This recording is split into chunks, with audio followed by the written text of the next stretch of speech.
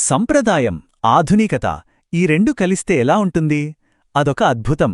ఇప్పుడు మనం అలాంటి ఓ ఇంట్రెస్టింగ్ స్టోరీ గురించే తెలుసుకోబోతున్నాం. ఎడ్లబండి పందెం, అందులో గెలిస్తే బహుమతి ఏకంగా బుల్లెట్ బైక్. వింటుంటేనే భలే ఆశ్చర్యంగా ఉంది కదా, కాని ఇది నిజం. ఆంధ్రప్రదేశ్లోని ఓ చిన్న పల్లెటూరులో ఇదే జరుగుతోంది. ఇప్పుడు ఈ విషయమే పశుపోషకులందరి మధ్య హాట్ టాపిక్ అయింది. మనం మాట్లాడుకునేది తూర్పుగోదావరి జిల్లాలోని వడిసలేరు గురించి. ఇక్కడ జరిగే ఈ పందెం ఏదో చిన్న చితకా పోటీ అనుకుంటే పొరపాటే. ఇది ఒక ప్రతిష్టాత్మకమైన రాష్ట్రస్థాయి ఈవెంట్. ప్రతి ఏటా ఎంతో వైభవంగా జరుగుతుంది. అసలు ఈ పందాలంటే జనాలకి ఎందుకింత ఉత్సాహం? కేవలం పోటీ కోసమేనా? కానే కాదు. దీని వెనుక ఒక పెద్ద సంప్రదాయమే ఉంది. ఆ మూలల్లోకెళ్తేగాని మనకసలు విషయం అర్థం కాదు. ఈ ఎడ్ల పోటీ అనేది తెలుగు సంస్కృతిలో, ముఖ్యంగా గ్రామీణ జీవితంలో ఒక భాగం. అదొక వేడుక. పండగలొచ్చినా, ఏదైనా ప్రత్యేక సందర్భం వచ్చినా ఈ పందాలు జరగాల్సిందే. అంతలా వారి జీవితాలతో పెనవేసుకుపోయింది. చూడండి, మన శాసనసభ డిప్యూటీ స్పీకర్ రఘురామకృష్ణంరాజుగారు అన్నట్టు ఇవి మన సాంప్రదాయాల్లో, గ్రామీణ సంస్కృతిలో భాగం. అంటే ఇవి కేవలం సరదా కోసం ఆడే ఆటలు కాదనమాట. నాణ్యమైన పశువుల జాతులను కాపాడుకోవడానికి కూడా ఈ పోటీలు చాలా ముఖ్యం. మరి ఇంతలా కష్టపడి ఈ పోటీల్లో ఎందుకు పాల్గొంటారు? డబ్బు కోసమా? అస్సలు కాదు. ఇక్కడ అసలు విషయం డబ్బు కానే కాదు.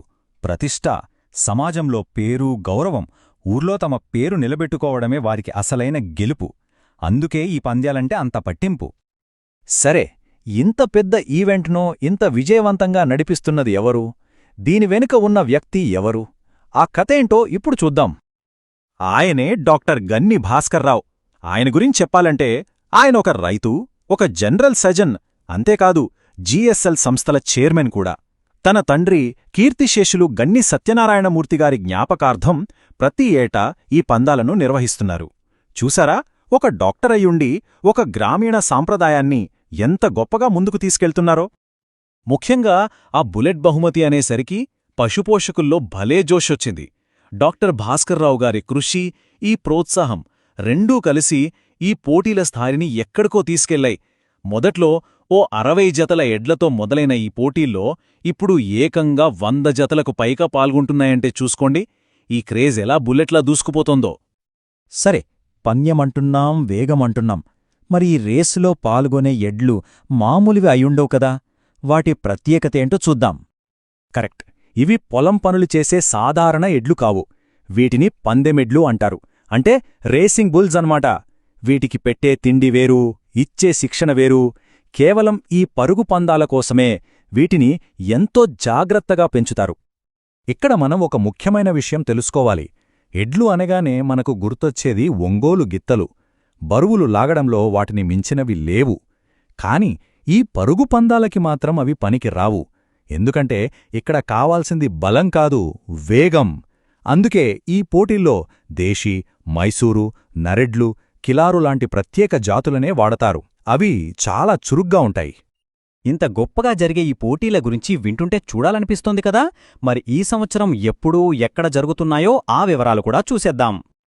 డాక్టర్ భాస్కర్రావు గారు తన తండ్రి కీర్తిశేషులు గన్ని సత్యనారాయణమూర్తిగారి పేరుమీద ఈ పోటీలను మొదలుపెట్టి ఈ ఏడాదితో 7 ఏళ్లు పూర్తవుతోంది. అంటే ఇది 7వ వార్షికోత్సవం.